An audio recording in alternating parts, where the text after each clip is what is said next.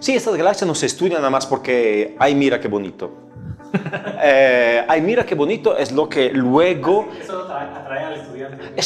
Sí, además, no sé, podría contestarte que lo estudio porque es un dolor de cabeza, por eso mismo. Es que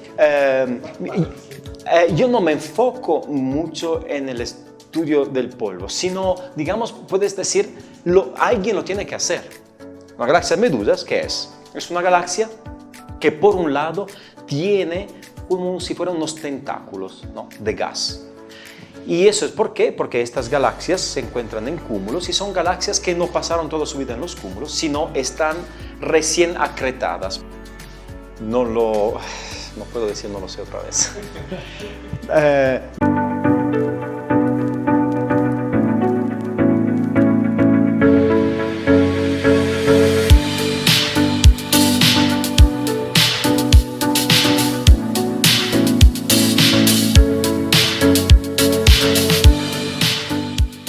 Hola, bienvenidos a un nuevo episodio de Recovecos de la Ciencia. Esta vez vamos a hablar sobre galaxias medusa, así es, galaxias que parecen medusa. También nuestro invitado ha hecho estudios sobre la distribución del polvo en la galaxia de Andrómeda, unas imágenes muy bonitas que aquí las vamos a poner en este podcast. También él es especialista y trabaja pues, en galaxias con núcleo activo, galaxias con núcleo activo. Y pues, como siempre, antes de comenzar con este podcast, quiero recordarles que nos pueden ver por YouTube, que nos pueden escuchar por Spotify y nos pueden seguir en Facebook e Instagram para nuevas noticias y fotos que estamos emitiendo. Y antes de empezar, como siempre, pues quiero agradecer a Yasmín, que está detrás de cámaras. Y pues César, de nuevo, tenemos un especialista. Tenemos un gran invitado, ya me estoy confundiendo. Tenemos un gran invitado. Un gran invitado, pero también sí, especialista en lo que nos viene a hablar hoy, que pues, son varias cosas en realidad. Gracias por la presentación, Osvaldo. Nuevamente, la gente lo sabe, pero esta es la segunda vez que grabamos esta parte. Ya habíamos empezado y no estábamos grabando audio, así es que... Pero bueno, no fue mucho, ¿no? Nos dimos cuenta a tiempo. Pues nada, tenemos de invitado al especialista, investigador doctor Jacopo Fritz, investigador en el Instituto de Radioastronomía y Astrofísica de la UNAM, aquí en Morelia. Doctor Jacopo, gracias por aceptar la invitación para participar en el podcast. Nuevamente, ¿cómo está esta tarde? Gracias a ustedes por invitarme al podcast. Que ya sé que tuvieron varios personajes muy importantes. ¿Y todo bien? Sí, gracias. No, estamos muy contentos de que esté acá con nosotros. Ya teníamos algún tiempo platicando de invitarlo, pero se nos había negado. Se esperaban el calor. Sí, esperamos el calor para tener con qué... Sí, tener el pretexto. Sí. Pues nada, gracias por estar acá y entonces pues vamos a comenzar. Sí, vamos a comenzar. Doctor, pues, como le había mencionado, una de las cosas que nos gusta conocer de nuestros invitados es un poco de su carrera académica antes de hablarse de su trabajo que está haciendo ahorita.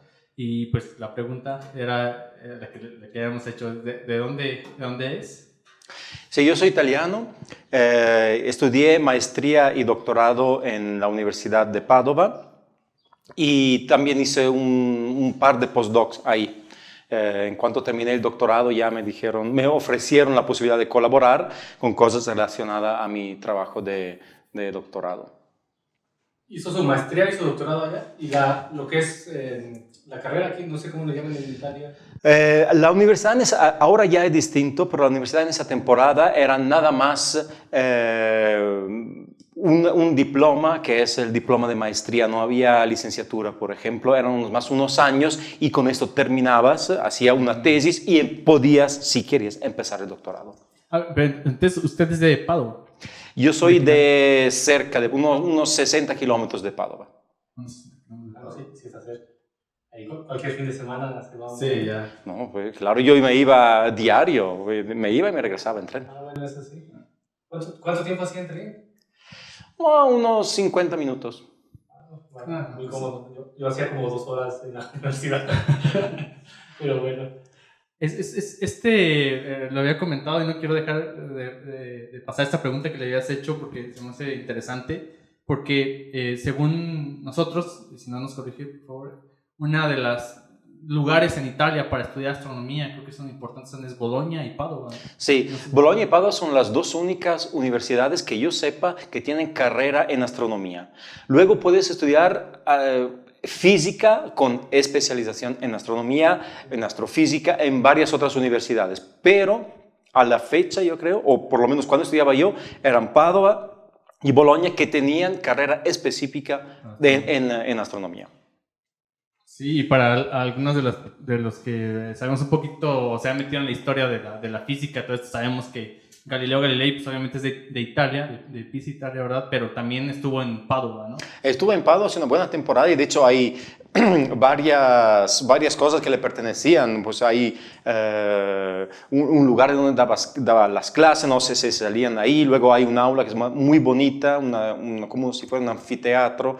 En donde él daba la clase ahí abajo y era clase de anatomía, por lo que me acuerdo, y había los estudiantes mirando de arriba y pues son cosas que si uno va a Padua es bonito verlas.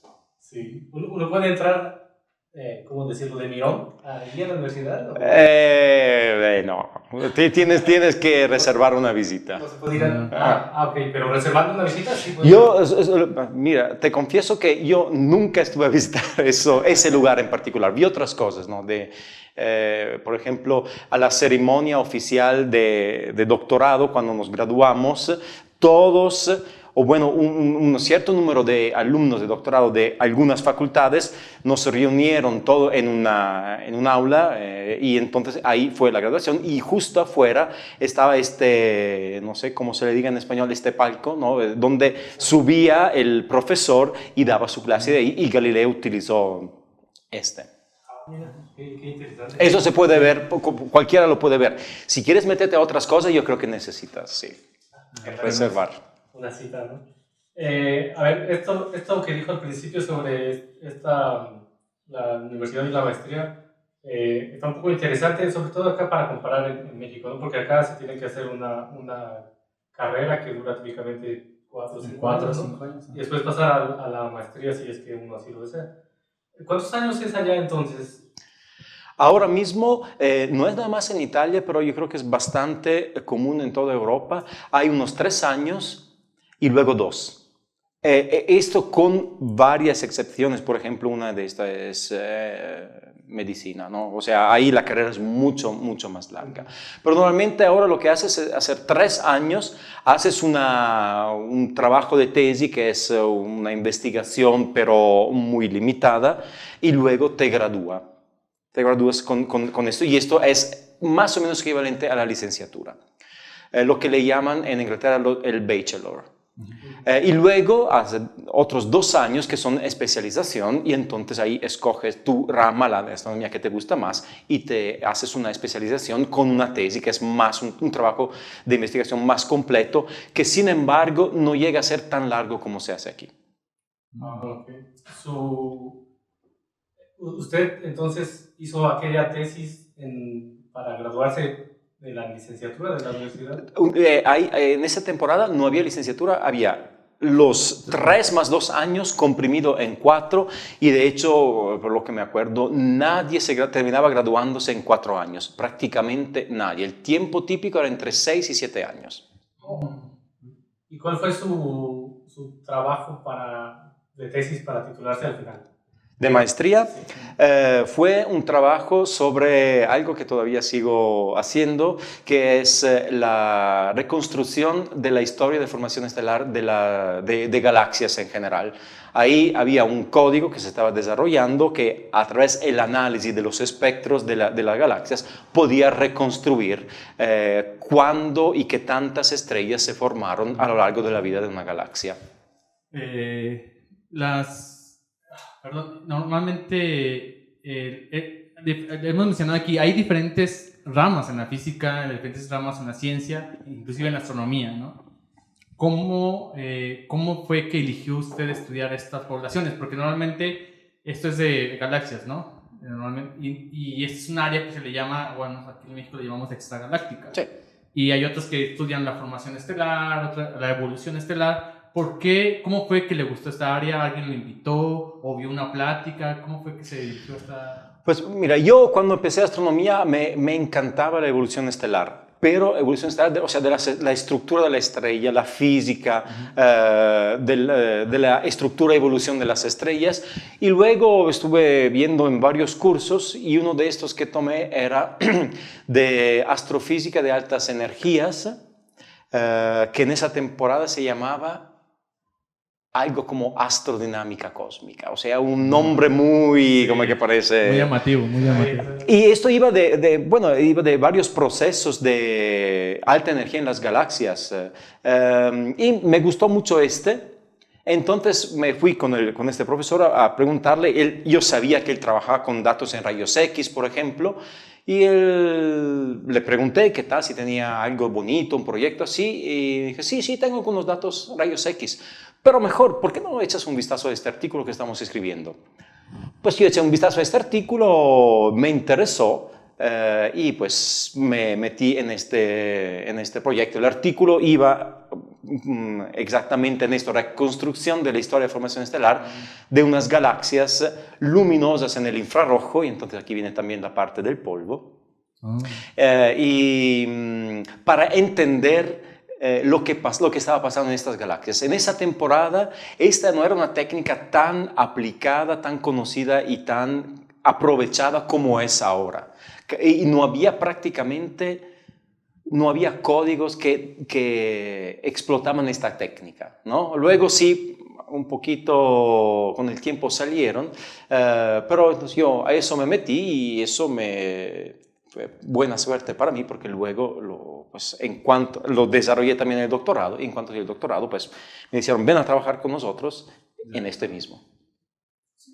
Entonces, ¿su trabajo de doctorado fue por el mismo camino? Sí, más o menos, por la mitad. Yo empecé el doctorado sin un proyecto muy claro. En esa temporada mi supervisor tenía unos datos interesantes de unas galaxias ultraluminosas infrarrojas, otra vez. Tenían espectros que eran muy bonitos, el código se aplicó a estos espectros, sacamos unos artículos sobre esto. Y luego yo decidí de irme unos meses con una beca europea que se llama Marie Curie en Tenerife. Y ahí conocí lo que ahora es una amiga que trabajaba, Evancia Jaziminaulo, que trabajaba en astrofísica, en cuasares prácticamente. Vio yo le platiqué de este código y empezamos entonces a desarrollarlo también pensando en grandes surveys. En esa época las LON, que ahora tiene como millones de espectros de galaxias, tenía unos miles, 100.000 espectros no disponibles. En esa temporada mismo salieron los primeros artículos utilizando estos espectros de galaxias. Entonces yo empecé desarrollando este código para que pudiera hacer esto con muchísimas galaxias. Y antes de irme ahí en Tenerife, estábamos intentando trabajar con estas galaxias ultraluminosas infrarrojas, las cuales eran por la mayoría AGNs. Y entonces ahí, ¿no?, hay que meterle esta emisión del AGN, entonces tomamos estos modelos, pero estos modelos nos gustan, un poco sí, un poco no. Y mi supervisor me dice, pues haz tú el modelo, es muy sencillo, haces un loop en las coordenadas y calculas la transferencia radiativa. Me tardé un doctorado. Esa pregunta está interesante, la vamos a retomar un poquito más adelante con más detalle. Ok, acaba su doctorado allí y después allí mismo hace ¿cuántos postdocs? Entonces ahí había este proyecto que se llama WINGS, que es un survey de cúmulos de galaxias en el universo local. Ahí se estaban tomando datos, tanto de imágenes como de espectros, y necesitaban una herramienta para interpretar los espectros de estas galaxias. Pues entonces, ahí doy mi charla en el doctorado, en el examen de doctorado. Hay alguien de la colaboración que escucha y dice, mira, lo que necesitamos. Y entonces ahí empecé a trabajar con eso también. El doctor Jacopo acaba de pasarnos un buen tip, ¿no? Bueno, a nosotros tal vez ya no. Pero desarrollar una buena herramienta del doctorado, yo creo que te abre puertas. Ya es más difícil, ya es mucho más Sí, seguro que difícil. ya, y conforme pasa el tiempo, más, pero Ya, creo sí, que claro. es una buena opción, ¿no? Sí, y eso también ese tema también lo quería preguntar, ya que entramos más de lleno ahorita en lo que está haciendo, porque viendo su investigación, una de las pilares creo que, que tiene software para cada una de estas áreas que se está trabajando, tanto el área de poblaciones estelares, para transferencia radiativa y también tiene para modelos de AGN, ¿no? Entonces, quería preguntar un poquito, más adelante le pregunto cómo fue estos desarrollos.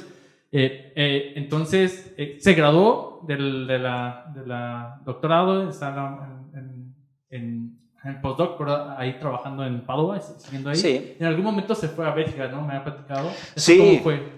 También de postdoc, ¿verdad? Sí, también de postdoc. De hecho, después del postdoc en Padua, me fui casi un año en Bolonia, desarrollando otro código de ajuste, pero en este caso era ajuste como no nada más de espectro, sino de fotometría para una muestra de galaxias. Desafortunadamente el tiempo fue muy poco ahí y no se sacó lo que queríamos sacar, pero este código ya fue utilizado muchas otras veces por otras investigaciones. Y luego me regreso en Padua otros 2 años para terminar lo que habíamos, más o menos lo que habíamos empezado.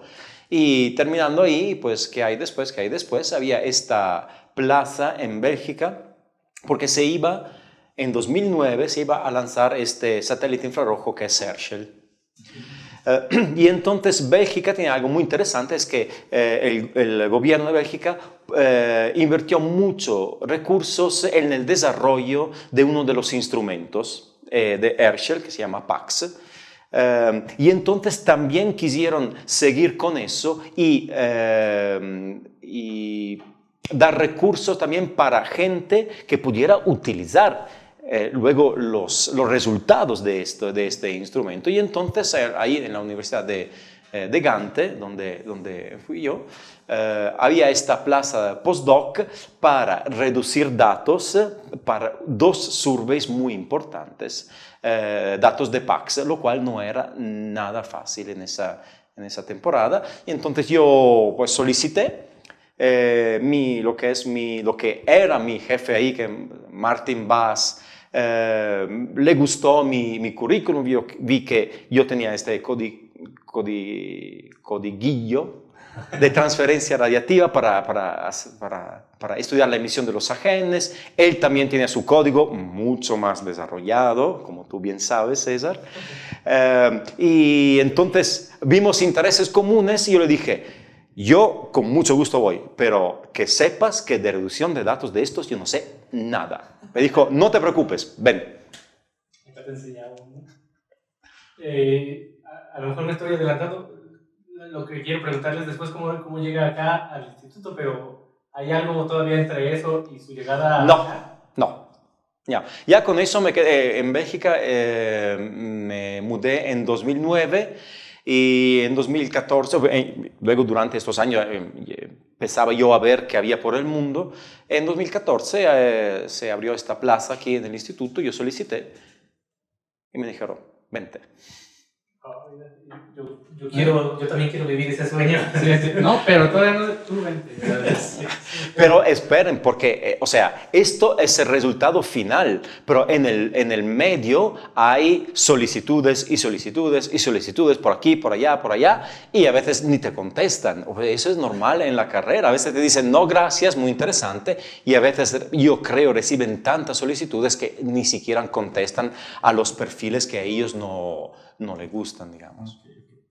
Pues bueno, entonces de Bélgica viene para acá, aplica, y ya lo tenemos aquí en el Instituto de Astronomía y Astrofísica de la UNAM.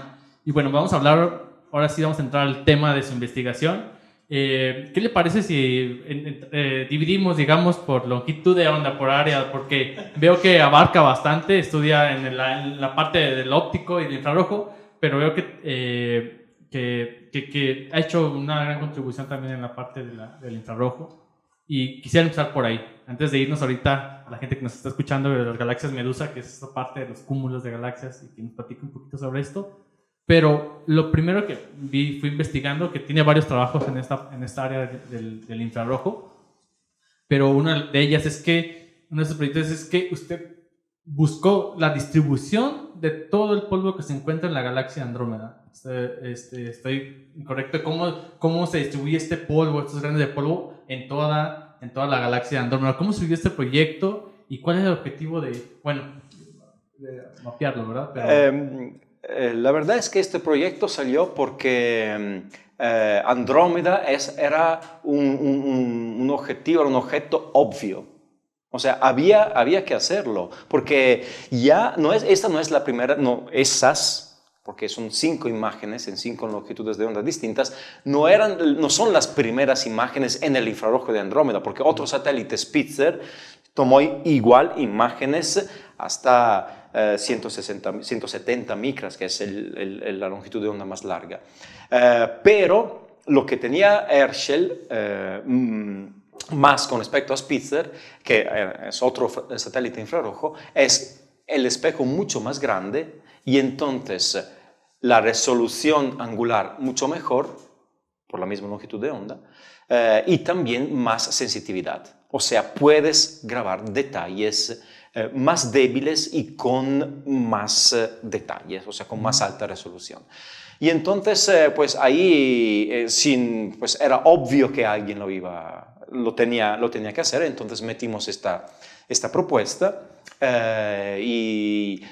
o sea, el objetivo era ese de ver en la realidad cómo es la característica del polvo, pero a las longitudes de onda más largas, o sea, el polvo más frío. Y esto no se pudo hacer, no se podía hacer con Spitzer, porque Spitzer llegaba nada más a una cierta longitud de onda.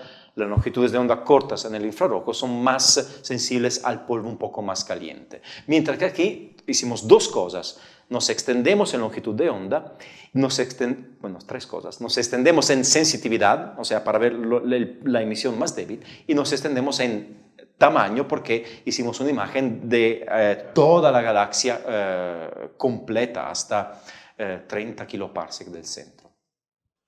¿Encontraron algo que no esperaban una vez que lograron ver más detalladamente y además el polvo más frío, o era algo como lo que ya se esperaba que obtuvieran? Más o menos encontramos cosas que sospechábamos. Algo que nos sospechábamos es que de encontrar polvo a distancias, detectar polvo, emisión de polvo a distancias tan largas de Andrómeda. Algo muy curioso, y creo que eso no es algo que se vio por primera vez, pero lo notamos quizás por primera vez, fue un patrón en la distribución del polvo, que es algo curioso, porque si haces un perfil a lo largo de la longitud del eje mayor de Andrómeda, un perfil de cómo se distribuye el polvo, ves que hay unos máximos cada más o menos 5 kiloparsec, ¿no? En M31, en Andrómeda, lo que ves, Andrómeda le dicen que es una galaxia espiral, pero en la realidad es una galaxia de disco. Y brazos espirales no son tan fácil de ver. Pero sí, en la emisión del polvo, en el infrarrojo, tiene anillos. Hay un anillo que se conocía muy bien a una distancia de 10 kiloparsec del centro. Hay otro anillo que más o menos por ahí iba, a 15 kiloparsec, y nosotros decretamos estructuras a 20, 26 y 30, 31 kiloparsec, ¿no? Entonces hay como un patrón de que cada 5 kiloparsec hay una acumulación de polvo en forma de anillos, pensamos, aunque esto no se pudo detectar también porque Andrómeda está un poco inclinada. ¿Y trataron de explicar este patrón? ¿O no? No, esto no intentamos hacerlo. Esto, yo creo que para ir con esto tendríamos que hacer simulaciones. Pero hablando justo con gente aquí del instituto, eso, pensamos que esto se puede explicar como una galaxia que se pasó por el centro y provocó estos anillos. Como cuando avientas una piedra en el agua, haces estas olas y parece que un pasaje de una galaxia como puede ser M32, que es una elíptica que se encuentra pues, ahí y que parece que hay simulaciones que dicen que sí interactuó con Andrómeda, parece que esto pueda provocar estas olas. Después de este trabajo suyo, ¿nadie ha buscado explicar esa parte? No, la verdad no sé. Además, no sé qué tan interesante sea esto. Sé que hay un trabajo importante porque se publicó en Nature con simulaciones de un encuentro entre Andrómeda y M32 para explicar, por ejemplo, un hoyo que hay en un anillo de polvo, ¿no? Se ve claramente un hoyo, se separa en dos y parece que esto pueda ser provocado por el pasaje de M32. Ok. Sí, ahorita estoy viendo la imagen, ahorita aquí en la edición aquí lo vamos a poner. La verdad es que está muy impresionante esta imagen de Andrómeda, cómo se distribuye todo el polvo, ¿no? Pareciera... Sí, yo de un inicio pensé que eran como los brazos, pero ahorita que lo describe muy bien, sí es cierto, ¿no? Son como estos anillos como concéntricos, pareciera, ¿verdad? A diferentes distancias. Si lo queremos ver así. Pues bueno, como hay muchas cosas que hablar, vamos a pasarnos a otros de los proyectos que ha hecho. Y esto de la publicación de Andrómeda lo publicó aquí viendo el artículo en el 2012. Esto fue, a ver, para solo ubicarnos, ¿en qué época estaba? ¿En postdoc en Bélgica, sí, porque yo ahí estábamos todavía con los datos de Herschel. Herschel ya no funciona porque se le acabó el helio líquido que es necesario para enfriar los instrumentos y entonces su vida terminó en abril 2014.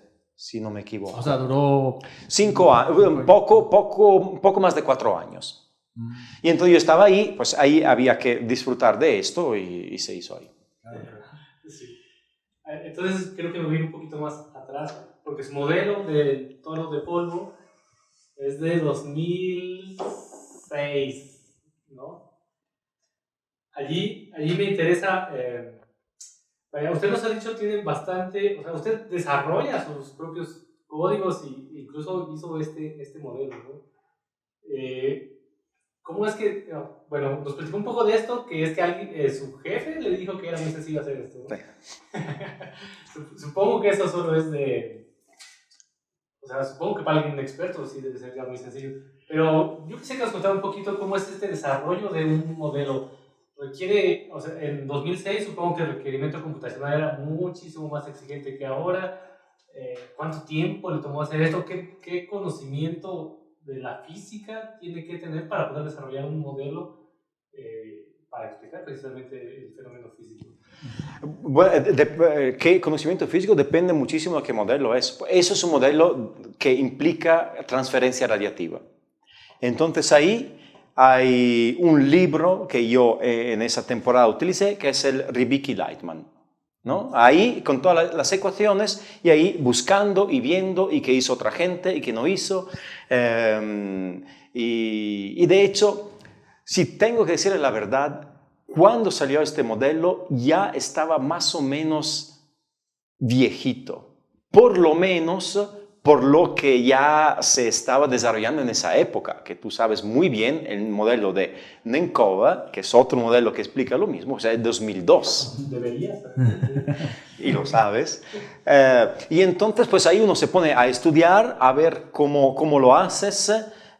Tienes que poner prácticamente en un archivo, porque tu programa, tu código es un archivo, tienes que poner una estructura en 3 dimensiones y tienes que calcular, o sea, tienes que tener un objetivo. ¿Qué es que quiero? Quiero tener la emisión infrarroja de toda la estructura a cada longitud de onda, ¿no? Entonces, ¿qué necesito? Por esto necesito saber cuáles son las características del polvo, cómo absorbe, cómo emite, necesito ver qué ecuaciones necesito. Y aparte de la física, luego yo creo que Eso es bastante estándar en la realidad. La parte que para mí fue más difícil, aparte romperme la cabeza en todas las cosas malas que escribes, ¿no? Que es normal cuando haces un código, fue en esa época me acuerdo que batallé muchísimo con la geometría. Porque yo necesitaba ver una estructura en 3 dimensiones y ver cómo la emisión de una parte de estructura me llegaba.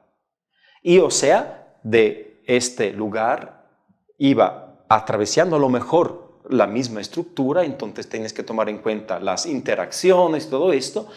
Y pues entonces me inventé todo un formalismo para poder sacar esta emisión. ¿Recuerda cuántas líneas tiene este código? ¿Cuánto? No son muchas. ¿100? No, 100.000. No son muchísimas. Además tengo que decir que si alguien experto ve el código, no lo quiere ver, porque no está escrito de las mejores de las formas, ¿no? Yo nunca tuve una clase de programación, así yo programo porque me voy por internet a ver cómo se hace la gente, porque yo hablaba con mis compañeros de doctorado, me aconsejaban, haz esto, mira que puedes hacer esto, hay esta forma de hacer las cosas, y entonces ahí interactuando con tus compañeros es donde más aprendes, ¿no? O sea, casi más que en un curso, porque luego lo que dicen ellos lo aplicas en tus cosas y resuelves tus problemas. Yo creo que son 10.000 líneas. Bueno. De unas 10.000 líneas, de las cuales, tengo que decir, mi supervisor me dio 2 rutinas, que justo eran las que numéricamente sacaban la solución de la transferencia radiativa.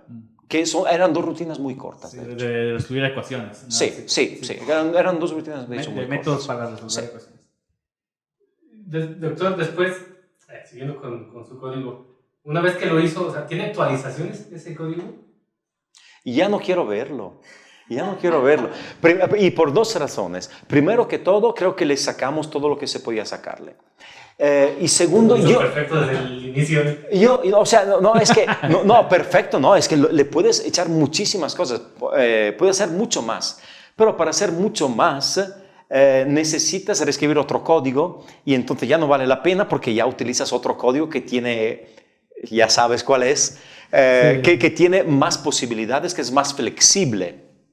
Yo este código intenté utilizarlo y lo cambié justo cuando estaba aquí porque me escribieron pidiéndome ayuda en un tema de partículas ultraenergéticas en AGNs, ¿no? Se trataba de calcular el campo de radiación a una cierta longitudes de ondas dentro del toro. Y entonces me preguntaron si esto se podía hacer y entonces yo tuve que cambiar unas cositas para calcular esto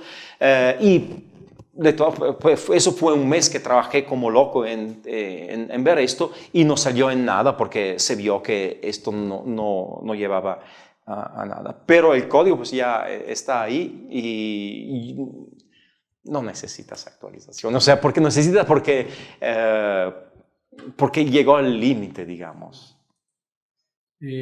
Bueno, claro, una de las cosas que uno hace a veces modelos, es muy importante hacer estos modelos. Para la gente que nos está viendo en la astronomía, yo creo que en gran parte de la ciencia los modelos son muy importantes para describir lo que observamos, ¿no? Porque a veces nosotros observamos una distribución de datos y lo graficamos, pero para saber los detalles de lo que se está observando, a veces se usa un modelo para ajustar esos datos y decir, esto tiene una temperatura tal, esto tiene una velocidad tal. Entonces es muy importante tener estos modelos y ajustarlo a los datos. Su modelo, en este modelo que ajusta,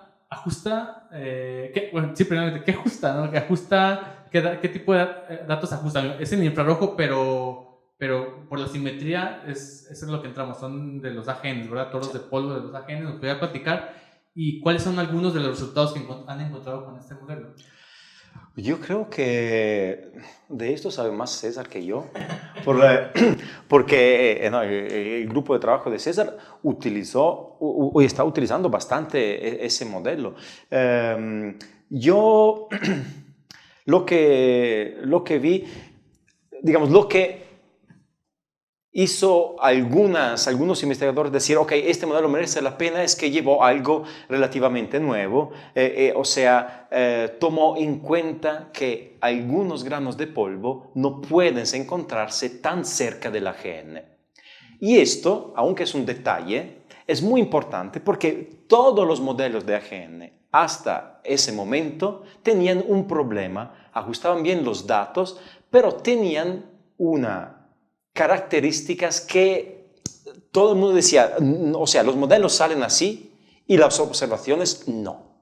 Es un problema fundamental porque está diciendo, a los modelos le falta algo, ¿no? Y entonces hay que entender, hay que cambiarlos, ¿qué vamos a hacer?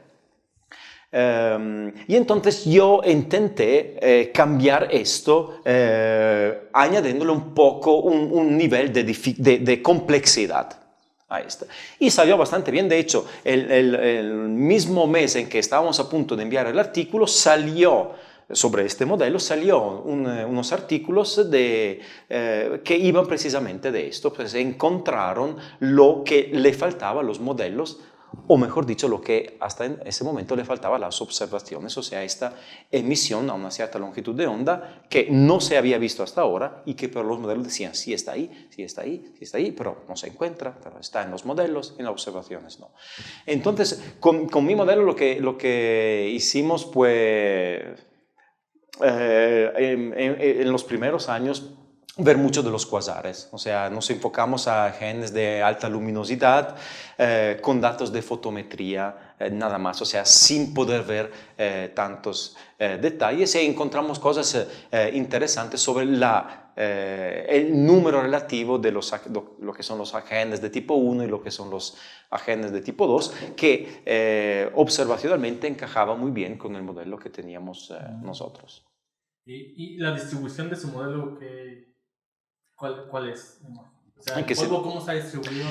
Mi modelo era una distribución muy sencilla, ¿no? Porque yo quise hacerme las cosas fáciles. Entonces es como un donut, ¿no?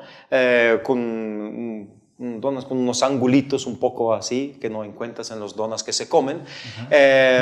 Y ahí el polvo está distribuido de forma uniforme. O sea, es un donut como si fuera relleno de polvo, mientras que ahora pues se va por otro tipo de distribución, ¿no? Dicen que no es todo relleno de polvo este donut, sino hay nubes, hay filamentos, no es una distribución homogénea. Eso es bastante más complejo. Doctor, quiero hacerle esta pregunta. Bueno, decíamos, pasando un poquito de lado de esta parte, y no quiero que se me olvide. Hace poco teníamos un invitado que nos decía que el polvo es un dolor de cabeza, ¿no? Sí, claro. ¿Usted por qué le gustó, o supongo que así es, que le gusta, estudiar el polvo? ¿Qué es lo que le llama, pues, de esta parte? Tal vez no considera que sea un dolor de cabeza. No sé, podría contestarte que lo estudio porque es un dolor de cabeza, por eso mismo. Es que yo no me enfoco mucho en el estudio del polvo, sino, digamos, puedes decir, alguien lo tiene que hacer, ¿no? Y el polvo tiene esta doble ventaja, que, bueno, entra en muchísimas cosas, en casi todas las observaciones, y tiene esta ventaja que, según la longitud de onda en la que lo observa, o el rango espectral, el polvo tiene un efecto distinto. En el óptico hace que la luz desaparezca prácticamente, ¿no? Absorbe la luz. Mientras que en el infrarrojo hace que la luz aparezca, o sea, absorbe en el óptico, pero emite en el infrarrojo. Y entonces, ahí por ejemplo ves unas imágenes bonitas de la galaxia de Andrómeda en el óptico y ves unas bandas negras. Y como siempre yo le digo a los estudiantes del propedéutico, no es que ahí no hay estrellas, no hay luz. Ahí hay algo que absorbe esta luz. Ahora, si vas a ver en el infrarrojo, esas mismas bandas negras se vuelven luminosas, ¿no? Exactamente donde el polvo está emitiendo. Y entonces, si quieres, te contesto como la introducción a un artículo que va de esto. El polvo es muy importante porque cambia la visión en el óptico de las galaxias y, por otro lado, hace que estas galaxias se vuelvan luminosas en el infrarrojo. Además, el polvo es muy importante porque son moléculas complejas y son a la base de la vida, ¿no? Las conformaciones de polvo son lo que eventualmente, en fin, terminan como construyendo los planetas y todo esto. Y además es muy importante por la formación estelar porque el polvo bloquea la radiación ultravioleta que destruye las nubes moleculares. Estos son la importancia del polvo cuando un estudiante hace su tesis sobre algo que involucra el polvo, esto. Bueno, y si no lo sabían, ya lo pueden ahorita. A ver cómo. Lo pueden ir anotando. Habrá que poner la cita por acá. Sí, sí. Recovecos de la ciencia que pongan en la tesis. Donde se mencionó. ¿Qué? No, se me acaba de ir la pregunta. Sí, no, dime, porque quiero hablar un poco sobre las galaxias Medusa, pero antes de esto quiero recapitular a la gente que nos está escuchando. Todo esto que hemos estado hablando es sobre la parte infrarroja, ¿no? Que normalmente rastrea el polvo en los objetos del espacio. En este caso estamos hablando de galaxias como Andrómeda. Y bueno, como acaba de mencionar, mencionamos más bien aquí en el podcast dos de sus trabajos que es acerca sobre la distribución del polvo en Andrómeda y este modelo que usted creó para ver cómo la distribución, digamos, del polvo alrededor de un agujero negro que está activo, ¿no? Que es los núcleos activos. Ese es en la parte infrarroja. Y después, otro gran proyecto que tiene es que, bien lo mencionó, es estimar las poblaciones estelares a partir de un espectro emitido por una galaxia, ¿no? Quiero preguntarle, nos estamos saltando muchos artículos que ha hecho, porque tenemos el tiempo muy corto, pero queremos hablar sobre las galaxias Medusa. Este proyecto sé que nace de sus estudios de los cúmulos de galaxias, y nos puede hablar un poquito sobre esto, cómo es que inició y por qué es una galaxia Medusa. Primero que todo, el proyecto es un proyecto de colaboración. O sea, este proyecto empezó cuando yo ya estaba aquí, por los compañeros de Italia, de Padova, los cuales empezaron a pensar en un proyecto en donde intentar utilizar este instrumento que era relativamente nuevo, que es MUSE, en el Very Large Telescope en Chile, que es un espectrógrafo que saca espectros en cada punto de una galaxia, por así decir, en cada punto de cualquier objeto más en general. Entonces ahí, pues nosotros tenían ellos, pues, de la colaboración de WINGS, esta muestra muy grande de galaxias de cúmulos, y entonces ellos fueron echándose así a ojo, imagen por imagen, viendo todas las galaxias, cuáles de estas podían tener evidencias de ser galaxias medusas. Una galaxia medusas, ¿qué es? Es una galaxia que por un lado tiene como si fueran unos tentáculos, ¿no?, de gas. ¿Y eso es por qué? Porque estas galaxias se encuentran en cúmulos y son galaxias que no pasaron toda su vida en los cúmulos, sino están recién acretadas por los cúmulos. ¿Eso qué quiere decir? Que un cúmulo de galaxias, que es una concentración muy alta de galaxias en un lugar relativamente, en sentido astronómico, chico. Entonces estas galaxias, que son normalmente espirales, se caen en el cúmulo y ahí interactúan con un gas muy caliente que se encuentra en el cúmulo mismo, y este gas hace una presión en el gas que se encuentra en la galaxia y empuja el gas de la galaxia hacia afuera. Entonces así se forman colitas de gas que se van saliendo, donde se pueden formar estrellas, donde hay varios de estos mecanismos. Entonces es relativamente sencillo ubicar una galaxia que está sujeta a este proceso, o sea, una galaxia medusa, porque ves, por un lado es una galaxia relativamente regular y por el otro lado ves que hay estas colitas que se salen, ¿no?, que no es tan fácil identificarla en una imagen normal, pero ya en cuanto tengas espectroscopías, datos de espectros, pues ahí aparecen en toda su maravilla. Sí, estaba viendo estas imágenes porque es muy impresionante. O sea, tú buscas en Google ahí una galaxia normal y se ve así como un disco, ¿verdad? Normal, pero si ya ves en otra longitud de onda, como donde se puede lograr observar la formación estelar, de repente aparecen las colas así de un lado, ¿no? Es impresionante cómo el cambiar a veces de una longitud aparecen de la nada. estas galaxias que tienen estas grandes colas, ¿no? Y se parecen a las galaxias medusas. O sea, hay gente que yo he visto que pone ahí de analogía una medusa a un lado, ¿no? Sí, sí. Parece igualito. Bueno, la pregunta es, ¿y por qué es importante estudiar estas galaxias? Sí, estas galaxias no se estudian nada más porque, ay, mira qué bonito. Ay, mira qué bonito es lo que luego... Eso lo atrae al estudiante. Sí, además... Eso va a ser una sección de nosotros. En la sección, ay, mira qué bonito esta galaxia. Les vamos a dejar está buenísimo. Esa es una razón, pero también, o sea, el hecho de que sea bonito es bueno también porque la gente luego ve lo que se puede hacer, lo que se puede descubrir, ¿no? Entonces ve lo bonito estéticamente. Pero esto, por supuesto, por detrás vienen muchísimas otras cosas. Las galaxias medusas son importantes, es importante conocer cómo funciona todo esto, porque el asunto general es la evolución de las galaxias. Lo que se ve es que las galaxias en los cúmulos en el universo local, o sea, son por la mayoría, no todas, pero por la mayoría, en gran cantidad, prácticamente galaxias en algún sentido muertas. Eso quiere decir muertas, o sea, ya no están formando estrellas, no pasa casi nada de nuevo. ¿Y esto por qué? Porque los cúmulos de galaxias son un medio ambiente muy difícil para formar estrellas en las galaxias. Porque hay varios mecanismos que actúan en esas galaxias que remueven el gas. Si no hay gas en una galaxia, las estrellas no se pueden formar porque no hay nada que pueda formar estrellas. Las estrellas se forman del gas.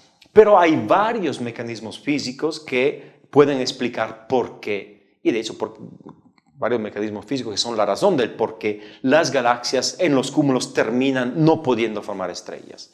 Uno de estos es lo que se llama el ram pressure, o sea, la presión, digamos, hidrodinámica, que es esto que provoca exactamente las colas de las galaxias medusas. Entonces hay un gran debate en la literatura intentando explicar cuál es el proceso más común en los cúmulos que lleva a este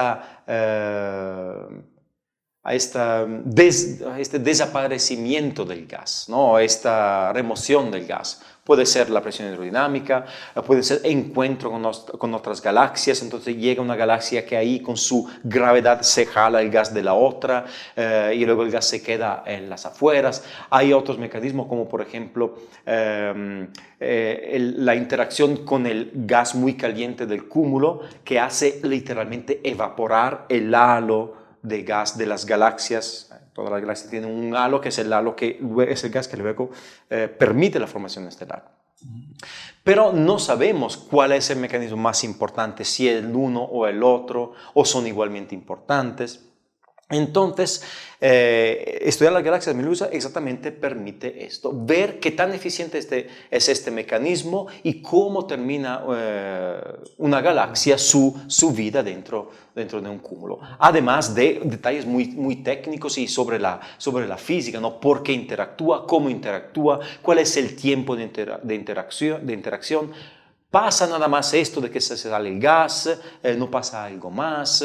Y pues ya vimos que pasan varias cosas. Okay. Otra de las preguntas, y para la gente que también nos está viendo o escuchando, es otro código que se tiene que se llama Sinopsis, ¿no? Lo conocemos en el instituto. Es un código de ajuste espectral. La gente ahorita quiero que si nos lo puede explicar, porque gracias a este código, y lo mencionó cuando estaba usted, me parece, en Padua, que inició con este proyecto, con este código, puede calcular la cantidad, qué edades tienen las estrellas en una galaxia, qué masas tienen en esta galaxia. Entonces, a veces lo mencionamos, esta galaxia tiene tal masa o tiene estas poblaciones, estas edades que tiene aquí. ¿Cómo es que funciona este tipo de código para poder decir ese tipo de características de una galaxia? Aquí vamos bastante en el técnico. Bueno, primero que todo quiero decir, esto no es un código único, hay varios más o menos utilizados. ¿Cómo funciona? Pues eso se basa en el utilizo de modelos teóricos. Sabemos que en una galaxia se forman estrellas a lo largo de toda su vida, o más o menos. Sabemos que la gran mayoría de las galaxias formaron una buena cantidad de estrellas, una buena cantidad de su masa en estrellas a una temporada cuando el universo era bastante más joven. ¿Okay? Y entonces ahora estas estrellas que se formaron ahí las vemos como viejas. Pero hay galaxias que forman todas sus estrellas ahí, o casi, y ya paran de formar estrellas. ¿Okay? Entonces, estas galaxias tienen un espectro típico de estrellas viejas, que son todas chicas, son estrellas chiquitas. Entonces son estrellas frías, bastante rojas, y tienen algunas características espectrales muy bien definidas. Entonces lo que se hace es ir a la gente como por ejemplo Gustavo Brusual, que se encuentra también en el instituto, decirle: Gustavo, por favor, necesito tus modelos, que Gustavo hace exactamente esto. Y Gustavo tiene toda una carrera basada en esto, ¿no? O sea, en dar modelos que describen las características espectrales de las estrellas según su edad. Y estas varian bastante, esta característica, a lo largo de la edad de una estrella. Entonces, por ejemplo, imaginamos tener una galaxia elíptica que típicamente tiene la gran mayoría de sus estrellas viejas. Pues estas estrellas tienen casi todas las mismas características, son rojitas, son frías, tienen una cierta características espectrales. Entonces, si agarro uno de estos modelos, estos espectros teóricos que, por ejemplo, me da Gustavo Brusual, pues yo busco cuál es la edad de las estrellas que mejor ajusta o que mejor se compara con este espectro observado. Entonces, lo que se hace para cosas más complicadas, que son, por ejemplo, las galaxias espirales, es tomar espectros de varias edades. Muy viejas, menos viejas, un poquito más jóvenes, muy jóvenes y súper jóvenes. Y juntamos el espectro teórico de estas estrellas, lo juntamos y vemos cómo compara con un espectro observado.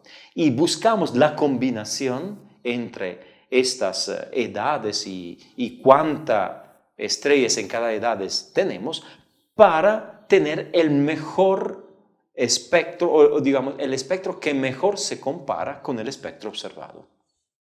Okay. Sí, digo, porque es un programa que a mí se me ha hecho que es muy, bueno, es el único que está digamos, distribuido acá en el medio, pues, para hacer este tipo de cálculos. Pero sí es más impresionante cómo es este método para poder saber cuánta masa hay en una galaxia, para saber qué edades tienen. O sea, es algo impresionante. Bueno, César, como siempre decimos, la batería no nos da para estarnos horas aquí platicando, porque solamente hemos platicado acerca de 3 trabajos que ha hecho, pero tiene bastantes artículos de investigación. Pero nada, se nos acaba el tiempo y tenemos que ir cerrando este podcast. No sé si quieras hacer otra pregunta. Sí, solo a ver, esta parte de las galaxias Medusa, pues yo no sé nada, ¿no? Más que lo que he visto de alguna charla de Osvaldo, que es precisamente estudiante de Jacobo.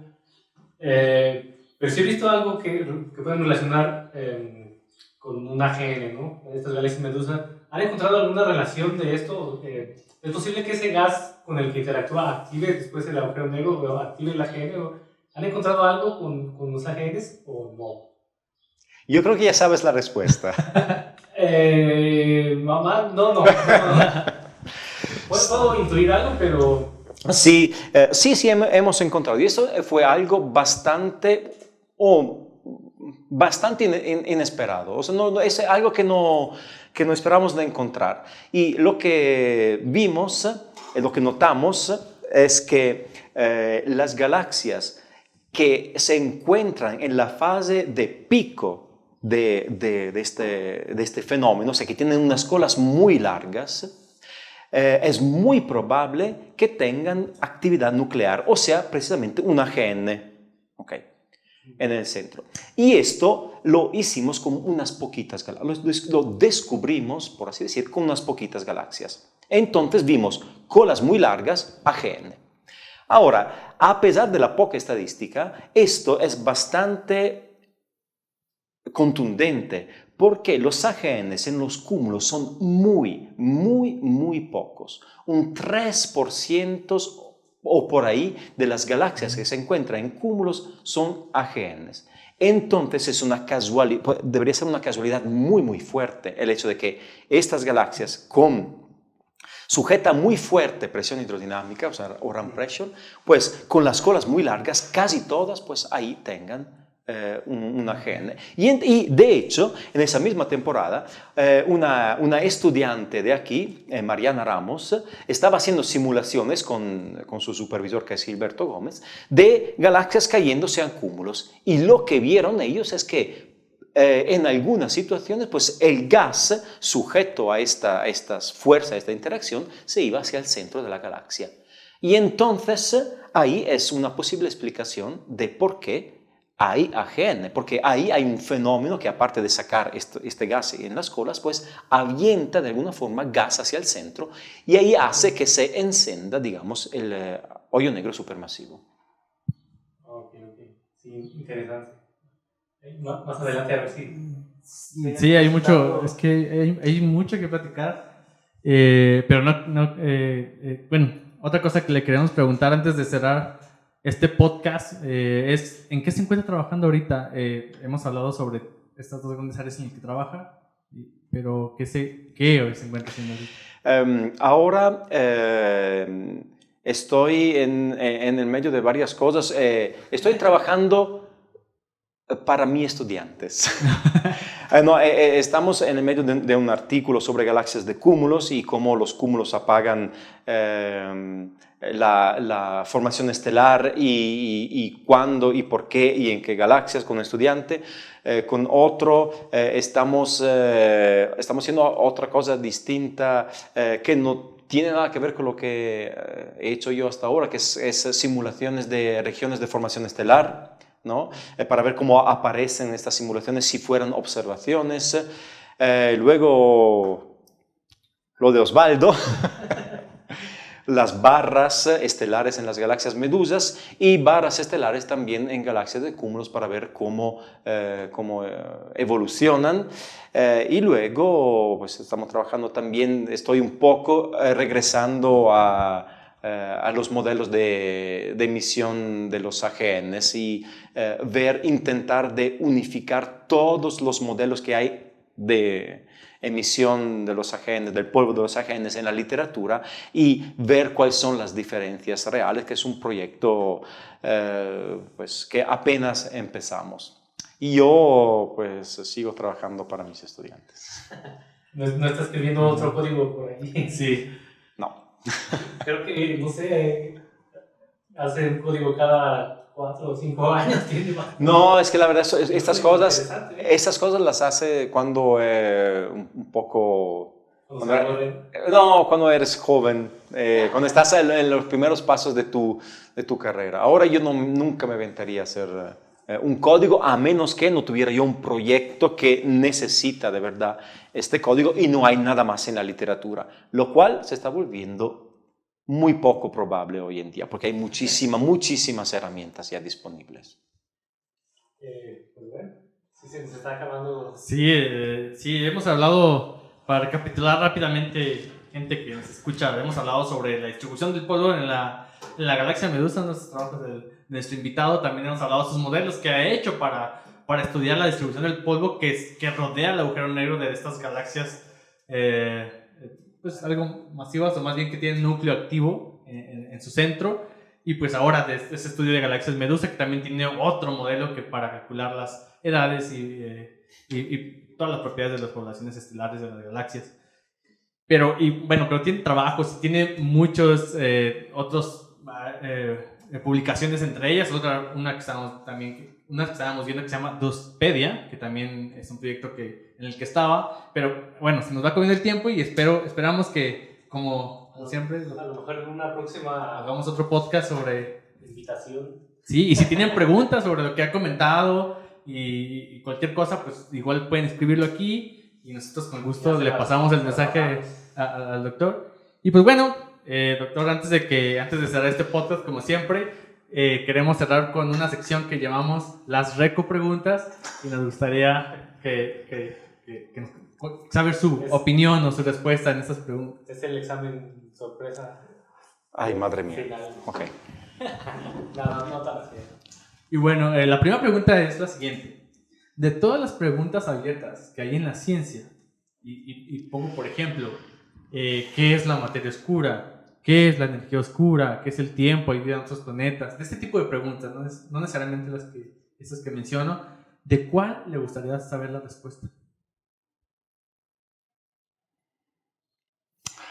¿Una? Sí, una. ¿Una sola? Sí, haga de cuenta que pide un deseo y quiero La saber más, de qué está hecho. apetezca. Yo creo que cuando empezaste a hacerme la pregunta, yo pensé materia oscura. Porque según yo, puede ser que haya algo de relación también con la energía oscura. O sea, puede ser que si entiendes esto, ya vas entendiendo la otra parte también. O tienes una pista, por lo menos. ¿Sí? ¿Por qué? Porque pues, el modelo cosmológico del lambda CDM le va de materia bariónica, materia oscura y energía oscura.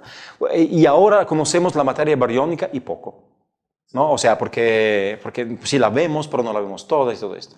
Ya se conoce, la energía oscura le quita un 30% más o menos, o por ahí, ¿no? A la planedad, ¿se dice planedad? Del universo. Ahora, bueno, a eso. Ahora te falta lo demás, pero ya si llegas a tener conocimiento de lo que es la materia oscura, sí hay materia oscura. Si no hay, a ver qué pasa, a ver qué pasa. Mira, por ejemplo, si no hay materia oscura, pues el lambda CDM me imagino que también se tenga que arreglar, pero ya sabes que no hay materia oscura. Pues y ya allá pones un punto. Que un modelo lambda. Pues ahora sí.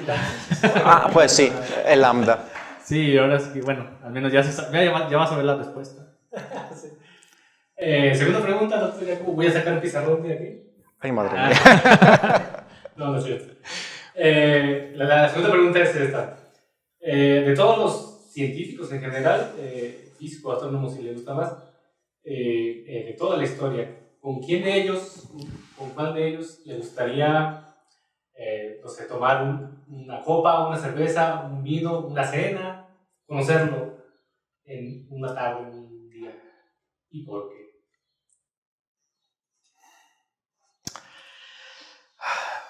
Yo me iría con alguien simpático, pero como no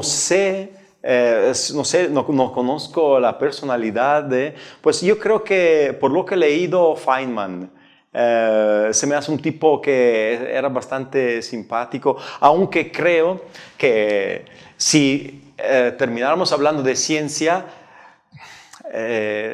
estaría a un nivel demasiado alto para mí. O sea, sé que era muy bueno en explicar. A pesar de cosas muy difíciles, lo hacía muy bien. Pero creo que él sí. Apenas voy a aprovechar para hacer el comercial. Pues sí, tuvimos esta sección que tenemos en el podcast de Ciencia entre Amigos, hablando precisamente de Richard Feynman. Ahí sí quiere echarle un ojo de test. Sí, la gente vea Supuesto. lo que comenta el doctor de ver, que sí que era un personaje. Y la gente también, si no lo ha visto, los invitamos a que vean nuestro episodio de Ciencia entre Amigos, hablando de Richard Feynman. Estuvo muy bueno, muy ameno. Y efectivamente, nosotros estuvimos estudiando un rato a este físico y un personajazo en todos los ámbitos. Sí. Bueno, pues la otra pregunta, doctor, la siguiente es, de todos los descubrimientos a lo largo de la historia de la ciencia, ¿cuál considera que es el más impresionante? Para usted, o sea, yo sé que... El más impresionante. Bueno, de eso hay que tomar en cuenta, o sea, yo creo que cada descubrimiento lo tienes que aterrizar a la época en donde se hizo.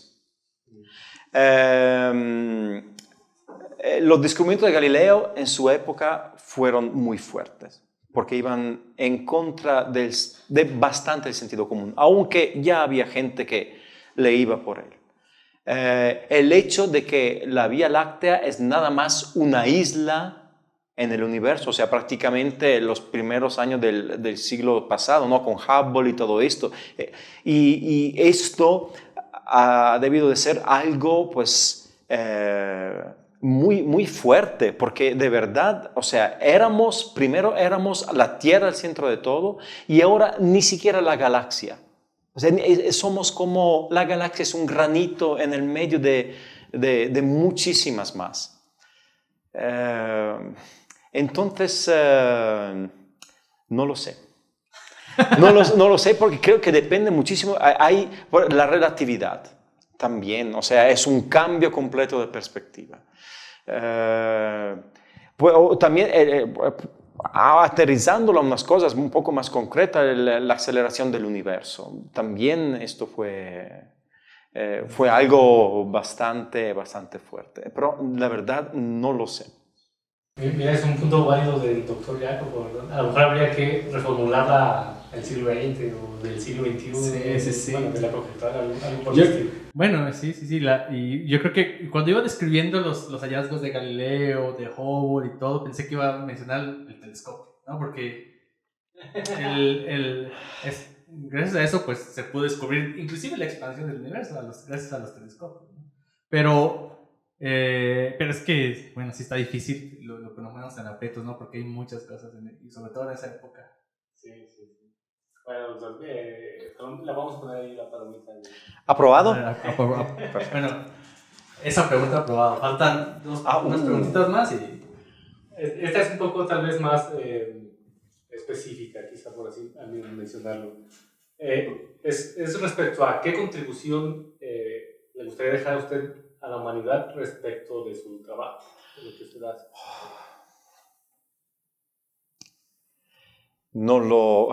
No puedo decir, no lo sé otra vez. Mira, yo, o sea, me considero como muchos otros, según yo. Ahora hay mucha gente trabajando. Los descubrimientos más, si quieres, obvio, ya se han hecho. Ahora creo que todos estamos poniéndole piecitas que a veces sirven y a veces no sirven. O no sirven mucho, y incluyo, por supuesto, mis trabajos también, que no todos sirven, porque algunos son nada más una visión diferente de otras cosas, para el conocimiento. Si luego llega alguien que pues a lo mejor pone todo junto y le da el brinco siguiente. Yo no creo, estoy seguro que no soy como alguien que lleva todo, no, porque hay gente con mucha más visión que yo y mucho más inteligente que yo. Pero, pues, si quieres ir a lo muy concreto, pues, por ejemplo, el modelo de los AGNs es algo que la gente utiliza muchísimo. Tú mismo lo utilizaste. Y pues es una pequeña contribución en algo muy específico, pero por lo menos me gusta que le haya servido a la gente que lo haya utilizado para sacar sus cosas. O además para decirme que estoy equivocado, eso también. No, mi gratitud desde este lado por su modelo de toro suave. Bueno, nos quedan las dos últimas preguntas. La penúltima es, ¿qué gran invención querría que existiera antes de morir? Interferometría con base en la Luna o afuera de la Tierra. Y esto creo que, o sea, telescopios, ¿no? Que se extienda la base de la interferometría y posiblemente a longitudes de ondas más cortitas que en el radio. Si puedo desear lo que sea, pues eso. Sí, lo que le guste. Bueno, pues la última pregunta es, ¿formaría usted parte de los voluntarios de estos cohetes que van a viajar a Marte? No. Si le llamaran ahorita mismo, vamos. No. O sea, no. No, creo que no traigo. No, si fuera otra vida, si fuera con unos 30 años menos, puede ser que sí. Pero después de haber visto tantas series sobre viajes a la Luna y viajes a Marte, ¿me llama la atención? Sí, muchísimo. Tiene que ser increíble, o sea, hasta ir, ni siquiera a Marte, hasta la Luna. O sea, ver todo de otra perspectiva tiene que ser una experiencia, pues, y que ni uno puede imaginarse hasta que no lo viva. A la luna le echaría, a lo mejor sí, lo pensaría un poquito. A Martes, no. También vamos a poner el check porque es muy válida cualquier respuesta. Creo que, bueno, esta pregunta reciente en la sección, pero creo que no hay muchos muy adeptos a... Sí, no hay muchos valientes que digan, sí, yo me voy. Pues, además, quiero morir ahí, quiero ser parte de la historia, no le sé que me muera ahí. Además, te llaman y no te dicen, pues vente.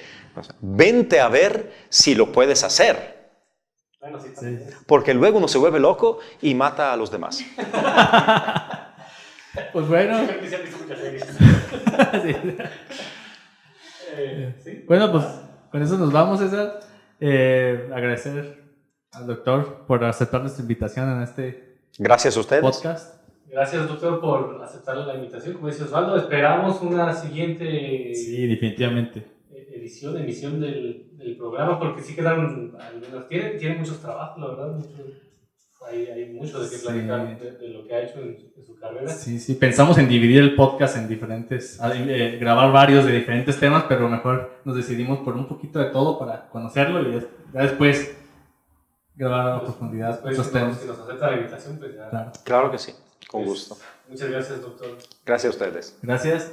Pues bueno, nos vamos, César. Nos vamos. Nos despedimos. Gracias por ver este episodio y les recuerdo que nos pueden ver en YouTube, nos pueden seguir, nos pueden escuchar en Spotify, nos pueden seguir en Facebook y en Instagram. Y pues agradecer a Yasmín que estuvo detrás de cámaras, atenta también en el audio, que todo estuviera bien.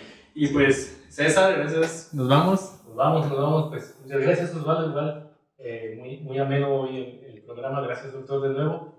Y pues nos vemos la próxima. Bravo.